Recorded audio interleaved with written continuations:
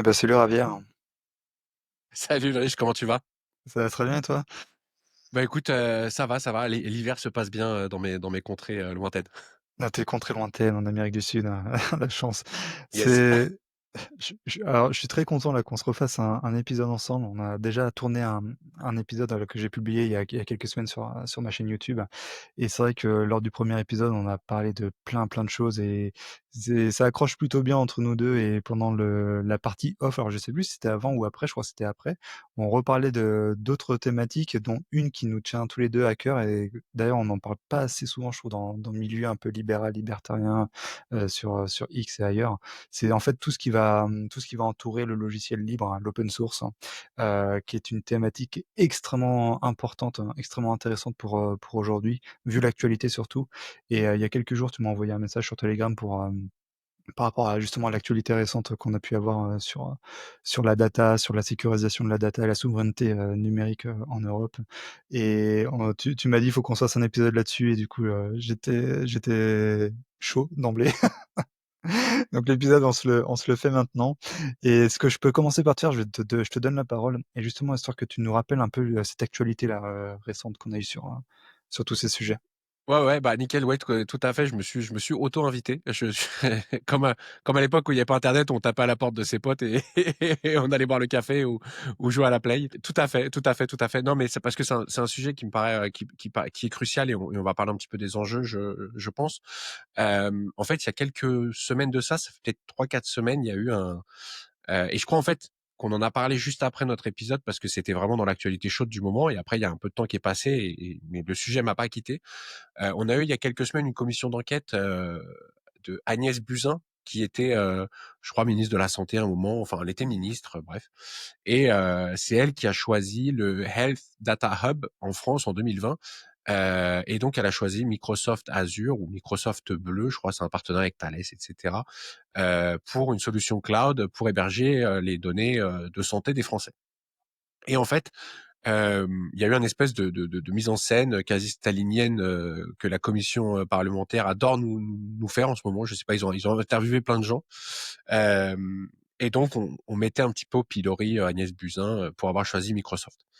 Et loin de moi l'idée de défendre Agnès Buzyn, mais je trouve que ces espèces de mascarades où on va reprocher à un ministre éphémère d'avoir pris une mauvaise décision à un moment donné, alors que ça fait 20 ans, peut-être même 30, 40, je sais pas où on pourrait remonter au niveau tech, que la France prend des mauvaises décisions. Bah ça m'a mis un petit peu hors de moi en fait. J'ai l'impression qu'on trouve un petit coupable, on lui passe la savonnette, on lui passe un savon et puis ensuite voilà quoi, rien ne Mmh. change. Donc voilà, c'est ça vraiment qui m'a un peu énervé parce que voilà, je suis utilisateur Linux, je suis la scène assez près, de temps en temps très près, de temps en temps moins. Et donc voilà, je trouvais l'hypocrisie un petit peu folle. Et toujours en me disant, si on était un pays beaucoup plus libéral, on n'aurait pas ce genre de problème, quoi. C'est toujours métapolitique, parce que ça tout découle aussi de notre manque de liberté économique finalement. Ouais, totalement.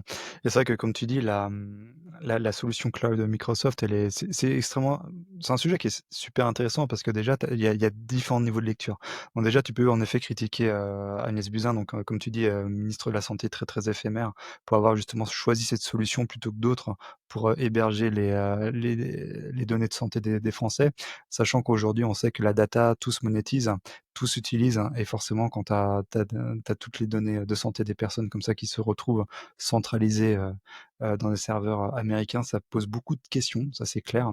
Et on peut lui faire ce reproche-là, c'est-à-dire qu'on peut lui faire ce reproche de pas avoir prévu ça. Sachant que l'une des qualités de l'homme politique ou de la femme politique, hein, c'est de prévoir, hein. D'ailleurs, gouverner, hein, c'est prévoir, hein, comme on dit. Et quand tu es ministre et que tu fais même pas le lien, c'est-à-dire que tu connectes même pas les neurones pour te dire que c'est peut-être problématique, hein, d'héberger, sur des serveurs américains des données, aussi cruciales individuel, sur la santé des personnes, déjà, c'est que tu as peut-être pas de recul, très plus que ça, quoi. Et l'autre chose, en effet, alors ça, c'est la première chose qu'on peut lui reprocher. Deuxième chose, c'est de ne pas avoir choisi une solution alternative, hein, existantes, hein. Alors pas forcément, françaises, il y a des solutions françaises, hein, qui existent en hébergement cloud. On en parlait justement avant l'enregistrement. Il y a OVH, Levia, ce genre de choses et tu en as d'autres, hein, tu en as plein, plein d'autres qui existent et après comme tu dis, hein, la solution, quand on dézoome à fond, c'est en fait, bah, qu'est-ce qu'on a fait en France pour, développer des solutions alternatives et d'ailleurs, est-ce que c'était même le rôle de l'État de le faire ou pas? Ça, c'est, mmh, une grande Non, question, quoi. c'est bien résumé et en fait, quand on dézoome juste un petit peu, donc si on part du principe, OK, bon, Agnès Buzyn, elle est nulle, elle a trahi les Français et cetera. OK, cool. On dézoome un petit peu et hem et on dit: «Pourquoi ils ont pas pu choisir?» Pourquoi quand elle a eu ces rapports, on lui a pas recommandé, par exemple, OVH? OVH qui est quand même une grande boîte, c'est pas des petits gars dans un garage, quoi. Et il y a un problème de certification à l'époque. Il y a un problème de certification. Alors je les avais notés, je les ai plus sous les yeux, mais en gros sur des trucs que l'ANSSI recommande, c'est-à-dire des sécurités, des quality control, etc. sur vos serveurs, sur vos applications, etc. Et donc OVH manquait de certaines certifications du ministère de la Santé. Évidemment, des boîtes comme Microsoft, des certifications, ils adorent ça. Ils adorent ça. Et ils vont même venir prêter main forte au ministère de tous les pays du monde qui le souhaitent pour écrire les certifications avec eux. C'est d'ailleurs souvent ce qui se passe dans les. Je veux dire, c'est pas le ministère. Si le ministère de la Santé veut un système et des prérogatives qui marchent, ils vont en général demander aux acteurs du privé conseil pour en fait savoir ce qui se fait et ce qui se fera de mieux, etc. Et donc les acteurs comme Microsoft sont très contents en général d'aller créer des législations pareilles parce qu'ils savent qu'en gros eux dans les 6 mois plus tard ils sont certifiés parce qu'ils ont écrit la certification donc ils savent ils sont déjà Mmh. auto certifiés quasiment Ouais. et des boîtes plus petites comme OVH évidemment eh bien ont plus de mal parce que ça représente par exemple plus d'argent, etc.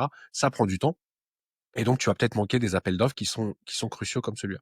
Donc, quand tu dézoomes un petit peu, tu vois que les problèmes techniques, ils sont vraiment, c'est pas, on n'est pas à 10 000 années-lumière de pouvoir fournir ça en France, mais le timing fait que c'était pas bon, qu'on n'était pas prêt, et que, bah, in fine, on n'a pas choisi.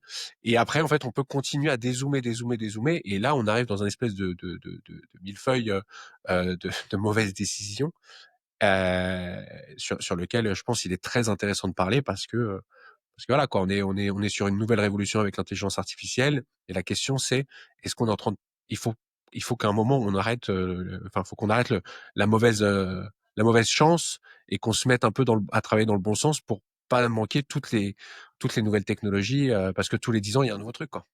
C'est ça, ouais. C'est clair que la souveraineté, ça joue aussi dans le domaine numérique, hein. Ça c'est clair et c'est vrai que pour revenir un peu sur le cas de Microsoft, OVH, tout ça, c'est vrai que OVH, c'est pas une petite boîte, hein. C'est l'un des plus grands providers, solutions cloud en Europe, hein. C'est utilisé dans de nombreux pays, les serveurs, ils sont en France, mais pas que, il y en a absolument partout.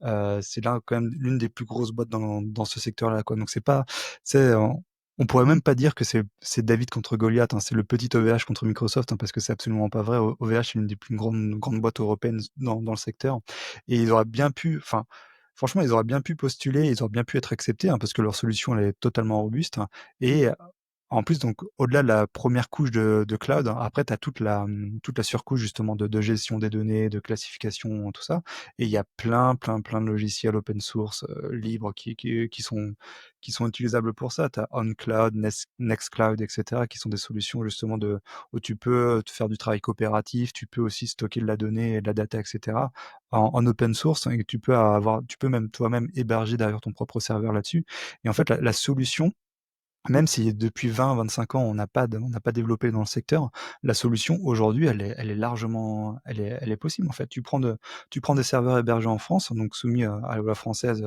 sur tout ce qui est GDPR et cetera, là-dessus. Donc le RGPD si je traduis en français. Heu, oui, GDPR et du coup tu rajoutes une surcouche, de solution, open source et puis voilà, tu l'as ta solution. Mais c'est juste qu'en effet, là ce que tu décris, ce qui me fait assez rire, c'est que tu as la force publique qui elle-même fait ses propres règles, hein, qui sont enfin voilà, totalement débile en fait, parce que ça va écarter du marché public justement les boîtes européennes et françaises, et du coup ça va forcément axer l'offre sur quelques géants, donc les GAFAM, dont Microsoft en fait, qui vont être les seuls à pouvoir raisonnablement postuler, parce qu'ils ont eux-mêmes fait les règles, et forcément c'est eux qui vont avoir le marché public quoi. C'est à se taper la tête contre les murs, c'est une manière, c'est d'une tristesse, c'est absolu quoi, absolu. Ouais, c'est un sabordage en fait. En fait, on s'est sabordé on s'est sabordé nous-mêmes sur le côté logiciel. Euh, et ça, c'est quelque chose qui est quand même assez dramatique. Je crois qu'en France, il y a la gendarmerie qui travaille avec Linux, donc qui a forcé Ouais. ses agents, etc., ses postes, etc., à travailler sous Linux. Et en fait, c'est malheureusement, je crois que c'est l'exception qui confirme la règle, que en France, on est accro à Microsoft. Et en fait, c'est assez dommage parce que je crois on a un petit peu manqué le coche de pouvoir développer nos propres solutions qui soient publiques, qui soient basées sur du code qui est public et qui soit comment dire, beaucoup plus enfin je veux dire, on aurait pu nous s'investir en tant que nation dans l'open source et avoir quelque chose qui aurait pu être euh, franco-français et adapté aux besoins de la France, mais surtout en fait on aurait pu apporter à ces projets parce que il y a des projets open source qui ont, enfin l'open source c'est collaboratif, ça a besoin aussi de dev, ça a besoin de gens qui maintiennent des projets en vie, qui les améliorent, etc. Et d'avoir par exemple des ministères entiers, de la fonction publique, etc., derrière ce genre de projet, ça aurait pu aussi faire avancer la cause de l'open source au niveau mondial, quoi. Je veux dire, la France aurait pu être et c'est pas trop tard. Je veux dire, on peut toujours switcher, on peut changer de stratégie, comme tu dis, gouverner, c'est prévoir. Donc, faut pas non plus être trop défaitiste. Hein. On pourra peut-être un jour devenir ce genre de pays. Mais, Mmh. mais comment dire, en fait, c'est très dommage de voir ça en se disant, en 2025, là, on a un cas pratique où en fait, on a des geeks qui a 15 ans avec des grandes barbes et des cheveux sales qui nous ont dit attention, ça va pas le faire parce que vous allez être dépendant de ces infrastructures. Et on a dit on s'en fout, enfin de quoi tu me parles, j'ai pas compris. Et en fait, on se retrouve en 2025 avec ah donc en fait, vous êtes en train de me dire que la justice américaine peut saisir les clouds Microsoft et avoir accès à toutes les données des Français en décrypté. Mmh. Ah merde. Et donc en fait, c'est ça le gros problème, c'est que on paye les pots cassés très très tard, comme souvent hein, avec l'action politique est en général très court-termiste et les effets sont Ouais. dévastateurs sur le long terme. Et, euh, et donc en fait c'est ça quoi, on n'a pas prévu et on se retrouve à pas avoir supporté ces solutions open source que tu connais et qui existent Ouais. et les effets aujourd'hui sont très très graves. Ouais, c'est ça, et c'est vrai que comme tu dis, comme on peut dire, c'est gouverner, c'est prévoir, et ceux dont c'est vraiment le boulot de prévoir, donc l'armée et la gendarmerie, eux, ils sont passés sur Ubuntu, alors c'est une version un peu différente, hein, d'Ubuntu, hein, c'est une version un peu revue, et cetera, qui ils ont eux-mêmes ils ont même un service justement, d'informatique en fait qui maintient Qui justement a leur forqué le propre, truc et qui a qui maintient forqué, sa qui propre ont distribution et tout, Ubuntu, donc ça a l'air de bien marcher. Ça fait depuis 2008 qu'ils sont sur le truc. Donc je viens de regarder ça, revérifier ça à l'instant, et après, au niveau français, bah, en fait, il y a à peu près que ça. Sinon les autres ministères qui utilisent, Linux, et cetera, c'est surtout sur les serveurs et non pas sur les postes des agents. Et après, bah, c'est des quelques initiatives un peu locales, donc quelques collectivités comme Toulouse, Nantes, qui vont essayer d'aller sur ce genre de truc. Et d'ailleurs, je crois Lyon récemment a dit qu'ils allaient peut-être passer sur Linux et l'open source pour leurs serveurs, et postes des agents et tout. Mais c'est vrai que globalement, en fait, dans cet univers de pouvoir, où justement l'une de tes préoccupations, c'est justement d'être résilient, donc pas te faire avoir, ne pas tomber dans les mains d'acteurs, qui pourraient utiliser tes données contre toi, et véritablement, si tu veux être souverain de ta donnée, bah, tu pas d'autre choix que de prendre, en fait, voilà, d'être souverain, de te prendre en main toi-même, hein. De toute façon, c'est comme on en parle souvent d'ailleurs dans le milieu libéral, slash libertarien. C'est vrai que la première solution face à tes problèmes, c'est toi-même, et c'est vrai pour à l'échelle individuelle, mais ça l'est aussi surtout, à l'échelle, organisationnelle, centralisée, quoi. C'est-à-dire que si tu veux être un minimum souverain chez toi, bah, tu dois aussi, bah, faire le choix de l'open source. Donc c'est pas forcément un choix qui est simple, hein, parce que du coup, tu dois réapprendre, désapprendre, pas mal de trucs et c'est pas des fois aussi fluide que ce que peut proposer Microsoft, Apple et tout. Mais c'est nécessaire quoi, parce que tu peux te retrouver des fois dans des situations un peu à la con, quoi. Ouais, et ce qui est dommage, en fait, c'est que, c'est il y a eu une espèce de on a rendu le web dans les années 2010, je crois qu'il y a vraiment 2008, 2010, 2012. Ça a été le moment, je trouve, où les GAFAM ont pris beaucoup, beaucoup de pouvoir, Mmh. sur le web et ont commencé à proposer des trucs, en fait, qui sont géniaux. Vraiment, je vais pas mentir, AWS, c'est génial. Ce qu'on peut faire avec un Google Cloud, et cetera, c'est génial.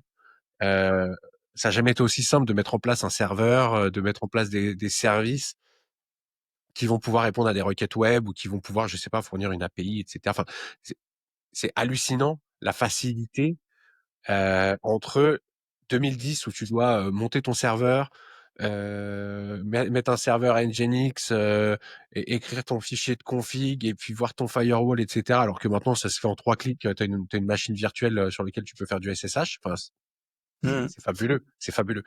Mais le problème, c'est qu'en fait, on a été, comme souvent, on a été un peu trop, heu, tentés. Nous, alors que toi et moi, je veux dire, si c'est pour héberger les photos de mon chat, bon, pourquoi pas, on s'en fout un peu, quoi. Je veux dire, je suis pas assez connu pour que ça ait un grand intérêt. Mais par exemple, moi, j'ai toujours gardé mes photos en local parce que, pas envie de mettre mes photos sur, Google Photos ou je sais pas quoi, bon, je sais pas qui les a, tu vois? Heu, mais bon, ça, c'est moi. Mais par rapport à je comprends que mon voisin, et cetera, s'en fout, tu vois? Mais une institution, un gouvernement aurait dû, en fait, être beaucoup plus prévoyant et aurait dû mettre les moyens, peut-être avec des boîtes françaises ou avec des boîtes européennes ou avec même n'importe qui, mais pas un truc basé aux États-Unis parce que les États-Unis, il y a le Patriot Act, en fait. C'est ça C'est qui ça. aurait dû, faut remonter un petit peu à ça, mais en fait, n'importe quelle boîte américaine répondra toujours favorablement à une demande de subpoena d'un juge, quoi. Un juge américain, Mmh. s'il demande à Microsoft, Google, Apple, enfin Apple peut-être ils réagissent un petit peu différemment sur, des fois sur la crypto, et cetera, mais c'est très, très compliqué de se mettre avec les Américains. Donc c'est pour ça qu'il y a une espèce de schisme où il faut vraiment faire gaffe avec les US parce que, bah, s'ils décident d'avoir accès à tes données, le PDG de Microsoft se fera un plaisir de leur ouvrir le coffre. Donc en revenant à ça, je me dis, si on avait, nous, peut-être dans les années 2010, et cetera, commencé à soutenir des initiatives open source, peut-être qu'on pourrait avoir du serverless open source, heu, français qui soit au niveau de Google et qui soit au niveau de AWS, et cetera, et cetera. Et en fait, voilà, c'est le problème de regarder un truc 15 ans plus tard où on se dit, bah, finalement, on est quand même assez loin. Je sais pas exactement à l'heure actuelle, peut-être tu peux en parler un petit peu plus des solutions open source, si on est vraiment au niveau d'avoir un truc comme Google Sheet open source, tu vois? Un truc de collaboratif. À ma connaissance, ça n'existe pas, mais ce serait intéressant de voir un petit peu. Ouais, non, mais c'est vrai qu'il y a bon, la chance qu'on a dans le milieu open source, c'est qu'il y a plein, plein, plein d'initiatives, hein. De toute façon, tu sur Linux, je suis sur Linux, donc on connaît, nous, un peu les logiciels, open source et on va dire que pour chaque solution, qui ne l'est pas, donc je prends, je sais pas, YouTube ou ce genre de truc, bah, tu as 36 000 de versions qui existent. Donc c'est un peu à toi c'est un peu le d'ailleurs, le côté qui est un peu embêtant avec l'open source, en fait, c'est que tu as une pluralité de propositions, tu dois faire le tri parmi tout ça. C'est un peu des fois, c'est un peu chronophage, hein, mais bon, ça fait partie du jeu, ça fait aussi partie Et des fois c'est et de ce ça qu'on disait aime, quoi. toujours, Linux c'est gratuit si tu ne valorises pas ton temps. Ah ouais, c'est C'était la ça. grande blague à l'époque. Ouais, bah, ça l'est, c'est moins vrai quand même aujourd'hui parce qu'il y a une chose qu'on n'avait pas à l'époque quand on a commencé sur Linux et ceux qui commencent sur Linux aujourd'hui, ils ont énormément de chance. L'intelligence artificielle. Mais mon Dieu, mais comment ça change tout, Ah moi bah, tu je vois? parlerais même d'un autre truc, tu vois? Je te dirais la chance qu'on a, c'est surtout le driver support, quoi. Je me rappelle les premiers Linux que j'installais, alors tu installais ça sur un hardware qui était pas un truc super connu. Ton Bluetooth marchait pas, ton Wi-Fi oublie, Ouais. ta carte son, le son sur Linux c'était, et je parle de l'époque 2005-2006, et cetera, à l'époque où j'ai commencé mes premières sorties sur Kubuntu. Non, non, non, non, oublie, oublie, oublie. Après, c'est sûr que maintenant avec l'intelligence artificielle, en plus, tu peux avoir des commandes qui sont écrites pour toi et tout, donc c'est vrai que c'est très, très simple, ouais. Ah tout à fait, puis là, on a quand même la chance aujourd'hui, hein, les drivers sont plutôt bien moi je sais que sur les PC que j'utilise, moi c'est surtout du ThinkPad, sur AMD, bah, tout est pris en charge, sur Linux, il y a pas de souci quoi, tu vois? Tout de suite, Et ouais, ouais. Ouais, tout de suite. Enfin, je veux dire, aujourd'hui, il y a aucune friction, en fait, quand tu fais une install Linux, l'installation est toujours bien. Enfin, je veux dire, ça c'est assez fluide.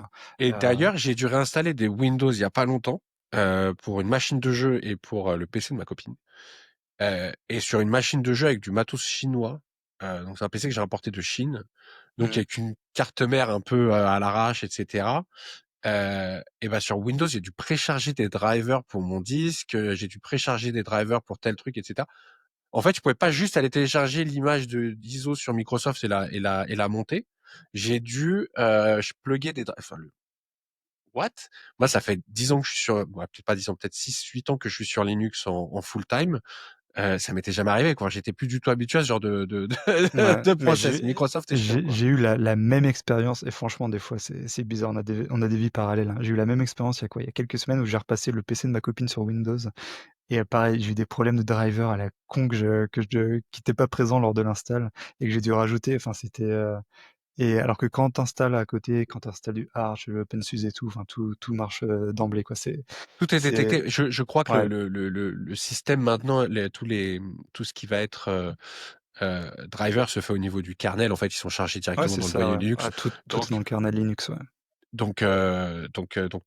aucune distribution n'a à se faire chier en fait avec tout ce qui est driver, etc. Donc c'est une approche qui est assez radicale, on va dire, par rapport à Mmh. Windows, qui n'a pas du tout la même approche. Mais ouais, ouais, non, c'est sûr. Pardon, on a fait une aparté encore sur Linux, mais comme tu dis, les solutions open source, il faut aller les chercher. Moi, ça me foudrage parce que tu sais, il y a tous les gens qui disent moi, je suis sur Mac pour l'écosystème, etc., l'interopérabilité du système, etc. Ouais, c'est super. Moi, j'ai une app, ça s'appelle KDE Connect. Ça communique avec mon Android, ça communique avec tous mes PC dans la maison. Je peux envoyer un fichier, je peux partager mon clipboard avec tout le monde dans la famille, etc. Enfin, dans le réseau.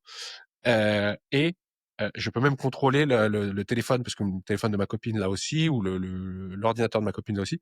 Je peux contrôler même le volume, etc. Je peux lui éteindre sa série si je veux, etc. Enfin, on peut faire plein de trucs avec K2 Connect.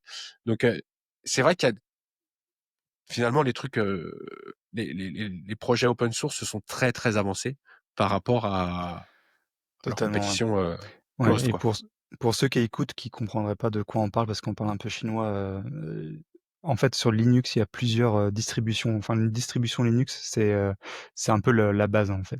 Donc il y aura Ubuntu, il y aura Linux Mint, il y a Arch, il y a OpenSUSE et cetera et une fois qu'on a la distribution, par-dessus, on va personnaliser sa distribution avec un environnement de bureau et ce dont tu parles, toi, Ravière, du coup, KDE, c'est un des nombreux, environnements de bureau qui existent sur Linux. C'est celui que j'utilise aussi parce que franchement, c'est génial, c'est personnalisable, ça fonctionne super bien et KDE Connect, c'est vraiment cool et voilà, on Ouais, peut et en plus, personnaliser. K2 Connect, après, c'est vrai que Linux, tu peux tellement personnaliser que tu pourrais même installer K2 Connect sur un système qui tourne sur GNOME ou n'importe quoi. Enfin, c'est des applications. Ça va pas forcément être très joli parce que ça va casser un peu ton thème, etc. Des trucs de Linux. Mais comment dire, il y a beaucoup de choses qui sont comment dire, qui sont possibles. Mais c'est vrai qu'il faut peut-être des fois mettre un petit peu la main dans le cambouis. En fait, je pense que les gouvernements successifs et les acteurs et même peut-être les gens dans la tech, hein, sont devenus un peu feignants et ils ont dit, ont perdu un petit peu le goût de scripter, le goût parce que bon, maintenir un parc de 100, 150, 200, 3000 machines à jour, etc. C'était un vrai boulot, c'était une planification qui se faisait, etc. Maintenant, c'est vrai que tout se fait grâce au cloud. Par exemple, si tu veux changer, je sais pas, la version de Node.js sur tous tes serveurs de prod, peut-être que ça se fait en 3 clics sur AWS et tout se passe bien. Alors que quand tu faisais ça à la main, tu avais, comment dire, un petit peu plus de travail. Donc, je veux bien comprendre tout ça, mais tout reste possible en fait en open source. Ouais, tout à fait, et tout reste possible en open source et j'en parlais avec Laurent, récemment aussi, on parlait pas mal de Linux et l'une des grandes forces de Linux maintenant aujourd'hui, c'est l'intelligence artificielle. Parce que Mmh. Linux, c'est aussi réputé pour ça, tu en parlais tout à l'heure. C'est vrai que Linux, c'est bien quand tu as aucune valorisation pour ton temps, parce que tu as beaucoup de choses à apprendre et tu as aussi des distributions qui sont totalement pétées, en fait, où tu changes un truc et c'est tout le truc qui tombe en rade. Aujourd'hui, c'est beaucoup moins le cas, hein, parce que tu as beaucoup de distributions, qui sont très stables. Mais l'intelligence artificielle maintenant, c'est dès que tu as un problème Linux, tu tapes le truc, paf, et tu as toutes les lignes de commande qui vont que la l'IA va te donner, et au final, ça rend Linux beaucoup plus abordable pour les individus, et ça, c'est génial. Et pourquoi est-ce qu'on vous parle de ça avec Ravière? Pourquoi est-ce qu'on vous parle d'open source, de Linux et tout? C'est parce c'est aussi une chose dont on parlait ensemble, c'est qu'aujourd'hui, quand on vit dans le monde actuel, quand on se dit individualiste, hein, libéral, quand on est intéressé justement par ces questions de souveraineté individuelle, de résistance de l'individu face à l'organisation centralisée, que ce soit l'État ou des méga entreprises et tout, euh, il y a une chose sur laquelle on est d'accord, c'est qu'aujourd'hui, tout libéral, tout libertarien, même tout anarcho-capitaliste qui ne s'intéressent absolument pas aux solutions open source, pour l'hygiène numérique et la sécurité numérique, hein, bah, toutes ces personnes sont en fait des clowns, hein. Parce que si non, non, mais c'est vrai, parce que si aujourd'hui tu fais ton keyboard warrior à être le meilleur des anarcho-capitalistes ou le meilleur des libertariens sur internet, et que tu as 0 considération pour justement ta comment tes datas elles sont traitées, et cetera. Qu'est-ce que tu peux laisser paraître de toi sur internet? Je Même au-delà de Linux, hein, c'est quel navigateur tu utilises, comment tu règles les pubs et tout. Enfin, tu vois, il y a plein de trucs comme ça. Et aujourd'hui, si tu parles beaucoup et ça, c'est un problème qui est très français. D'ailleurs. Je sais pas ce que tu en penses, mais moi, je trouve que c'est très français. C'est que nous, on aime bien parler liberté dans l'idée de la liberté, d'un point de vue purement philosophique, politique et tout. Mais dès qu'il s'agit de passer à la pratique, hein, il y a ce logiciel français qui bug un peu, quoi. Et c'est pas quelque chose qu'on retrouve chez les anglo-saxons, les allemands. Ça, je pense qu'on en reparlera aussi tout à l'heure. Alors non, mais alors déjà, je suis complètement d'accord sur le côté clown. Je trouve que c'est fort, mais c'est ça, de dire, moi je suis quelqu'un qui suis pour la liberté, et cetera. Et puis en fait le gars, il est traçable, jusque dans ses chiottes. Bon, je sais pas trop, bref, pourquoi pas? Pourquoi pas? C'est pas ma vue en tout cas. Mais sur le côté liberté, heu, il faut comprendre que la liberté, c'est chiant. C'est quelque chose, comment dire? C'est quelque chose qui a un coût. Et en fait, on aimerait tous que la liberté soit quelque chose d'acquis, d'un dû, un espèce de de de, heu, de sentiment partagé par tout le monde, et cetera. Et c'est un peu là-dessus sur lequel on vit, on rêve, on dit: «Ah oui, la liberté, la liberté». Mais en fait, non, la liberté, bah, ça veut souvent dire, se démerder un petit peu tout seul et réussir à trouver des, comment dire? Des parades par rapport, en fait, à tous les pièges que nous tend, que nous tendent les gouvernements, que nous tendent les boîtes privées aussi. Parce que moi, je suis très pro market évidemment. Enfin, je pense que personne n'en doute ici. Heu, mais des boîtes comme Google sont des espèces de grands pièges qui se referment sur nous, à vitesse grand V, et tout en étant super attractifs. C'est pour ça que s'ils sont très, très forts, c'est parce qu'ils sont très bons. Je veux dire, si Google était nul, bah, c'est bon, ils auraient coulé, ils feraient du Google Ads et puis, voilà, ils feraient des moteurs de recherche et puis basta. Mais ils sont tellement bons qu'ils arrivent à te vendre toutes des solutions. Et c'est vrai qu'en France, on aime beaucoup, oui, comme tu dis, faire, des grands speeches sur la liberté, mais par contre, bah, pas grande initiative, qui sont faites derrière pour, bah, justement maintenir cette liberté, au moins relative.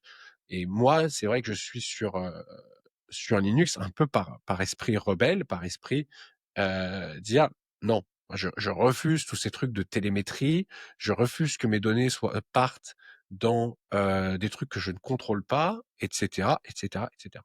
Et après, ça veut pas dire que je vis en réclus, et cetera.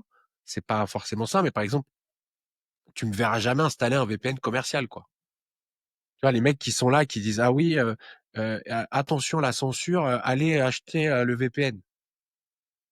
Ouais, enfin, si les gens savent ce que se fait un VPN, les gens n'installeraient pas de VPN. Si tu vois ce que je veux dire? Si les gens savaient ce que faisait un VPN, ils n'installeraient pas de VPN. Ils diraient: «Non, je vais me passer de ma série Netflix». Ou alors, c'est que, tu as vraiment confiance, quoi. Et c'est très compliqué de voir ça. Je sais que les pays à côté de nous sont quand même en général un petit peu plus petit peu plus fort sur tout ce qui va être open source et ce qui va être un peu système D. Je crois qu'en France, ouais, on a quand même un petit peu de retard, malheureusement.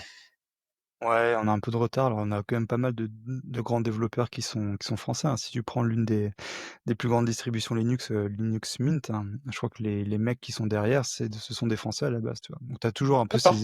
tu as toujours comme ça des initiatives individuelles qui vont, voilà, qui vont jaillir à droite à gauche et c'est vrai que moi, ce que j'aime beaucoup dans l'open source, c'est tu parlais tout à l'heure de du free market, mais en fait, c'est ça.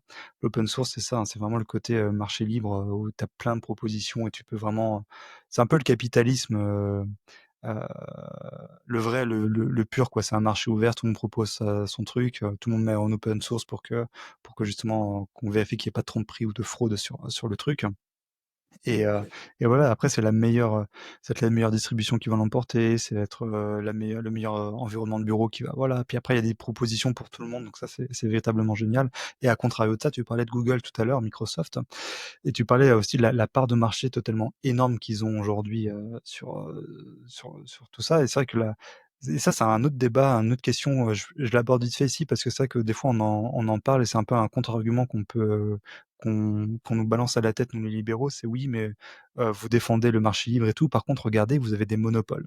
Vous avez des monopoles qui se mettent en place sur le marché, vous avez Google, vous avez Microsoft, vous avez Meta qui sont voilà, qui sont là et après, ce que va dire un libéral, c'est qu'il y a 2 choses, hein, par rapport à ça, au monopole de Google. C'est déjà d'une, la position de domination que peut avoir une entreprise sur un tel ou tel secteur de marché. C'est pas forcément négatif en soi si le service qu'elle rend aux consommateurs, fait que ça supplante la concurrence, tu vois? Après, la deuxième chose qu'on pourrait dire, c'est que déjà, le plus important dans le marché libre, hein, c'est pas forcément qu'il y ait des positions de domination comme ça, c'est que la concurrence soit possible. C'est-à-dire qu'il y a forcément qu'il y ait aucune barrière à une entreprise nouvelle qui va proposer quelque chose de neuf, comparé à Google, par exemple. Parce que, par exemple, tu vois, Google, Google, c'est une entreprise qui est là depuis très, très longtemps, mais après, c'est aussi une entreprise qui si tu prends Google entre maintenant 2025 et Google 2015, il y a pas grand-chose, hein, de nouveau qu'ils ont pu mettre en place, quoi. Enfin, la grande époque de Google, c'est quand Gmail est sorti, quand ils ont racheté YouTube, et c'était ça, hein. Maintenant, il y a plus tellement de choses, il y a plus tellement de choses alternatives, quoi et une autre chose aussi qui est très importante, c'est quand tu parles des monopoles de ces grandes boîtes, hein, et ça, je crois que c'est quelque chose qui est très, très vrai, c'est qu'il y a une grosse, partie de ces monopoles qui est causée malheureusement par la puissance publique.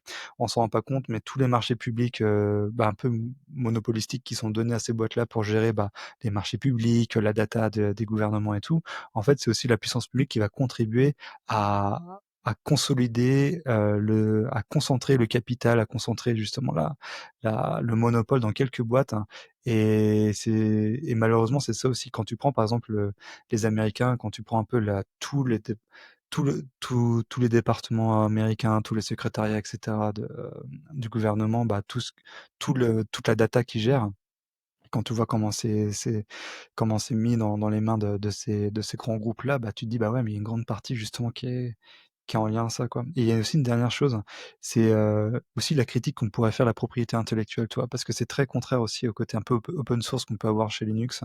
C'est que tu te dis: «Ouais, bon, les mecs, ils brevettent tout à droite à gauche. Dès qu'ils inventent, un nouveau type de chasse d'eau, du coup, c'est breveté et tout» et en fait, ça verrouille le truc et malheureusement, tu vois, ils verrouillent tellement leur machin que, ils se créent des faux monopoles, quoi. Ah ça, c'est mais Non, non, voilà. mais après, je pense on est sur des monopoles qui, à la base, sont quand même, avant même des trucs de gouvernement qui sont réels, hein, qui sont vrais, et c'est malheureux. Mais avant ça, on a un monopole de Google parce qu'ils sont très forts, quoi. Je veux dire, Google, Mmh. avant que ça arrive, moi, je me rappelle, on utilisait Alta Vista, et après, j'utilisais un software sur Windows, ça s'est tourné sur 98 ou 98, ou Windows 2000, je me rappelle plus, qui s'appelait Copernicus ou Copernic, je me rappelle plus. Mmh, ouais, C'était d'accord, un ouais. software qui cherchait sur tous les moteurs de recherche, etc. Et c'était avant, en fait, que les moteurs de recherche que la bataille soit gagnée par Google, quoi. Mmh. Et c'est vrai que Google a été très fort là-dessus. Google a été très utilisable pendant beaucoup de temps, et ils ont réussi à monétiser ça d'une façon très agressive, parce qu'ils ont fait beaucoup d'argent, mais très tranquille pour l'utilisateur. Ça a été très indolore. À la base, les liens sponsorisés, ils arrivaient toujours en haut, ils étaient en jaune. Je sais pas si vous vous rappelez de Google à l'époque, c'était Ah ça. oui, ouais, exact, ouais. C'est les liens sponsorisés étaient en jaune. Donc en fait, si tu voulais éviter les liens sponsorisés et aller sur les résultats réels, c'était assez simple. Et puis, euh, tout c'est devenu un petit peu plus flou. Tout est devenu un petit peu plus chaotique. On sait plus trop sur quoi on clique maintenant. Et puis, il y a eu aussi un avènement aussi de, je sais pas si c'est des bots ou si c'est des gens derrière, mais qui ont fait du contenu très SEO pardon, optimisé, et Ouais. qui donc en fait, c'est des espèces de blogs à chaque fois qui racontent 3 pages de rien pour arriver à l'information qu'on cherchait. Euh, mais ce que je veux dire, c'est que Google, c'est un produit qui est bien. Ce que je veux dire, c'est un produit qui marche bien, mais il faut comprendre, on disait toujours si c'est gratuit, c'est toi le produit, et c'est un petit peu ça. Si on fait pas attention, nous, en tant qu'individus, on est très vite happé par ces situations, ces logiciels qui sont simples d'accès, qui sont faciles à mettre en place, etc. Alors qu'en fait, euh, derrière, ça veut dire que le gouvernement américain a accès à tout. Je veux pas faire mon complotiste, tinfoil hat, etc. Mais c'est la vérité. Euh, et donc c'est ça en fait, c'est résister un petit peu à la facilité, à aller sur des solutions qu'on va gérer soi-même, et ensuite, comment dire, pouvoir avoir un système quasi autant facile, mais en fait, il y a juste une petite, petite configuration à faire, etc. Et encore, ça devient très très simple. Sur la machine sur laquelle je suis à l'heure actuelle, euh, j'ai un serveur qui tourne à côté.